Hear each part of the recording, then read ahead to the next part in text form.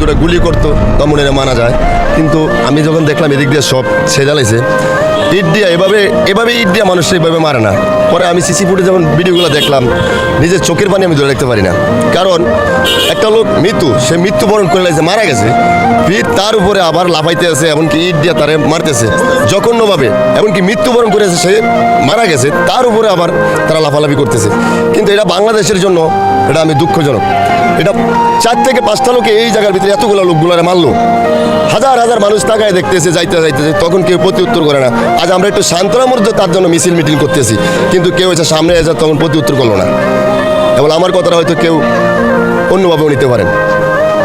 যখন তারা 4-5টা লোক মারতেছে, এখানে হাজার হাজার লোক আইতেছে যাইতেছে, ধরেন একটা লোক আরেকটা লোকে ধরেন, দেখেন ওরা পালায়া দৌড় দিব, কিন্তু মারতেছে, চেঁচাইতেছে, লাইতেছে, পাবলিক ফাংশনে সবাই দেখতেছে।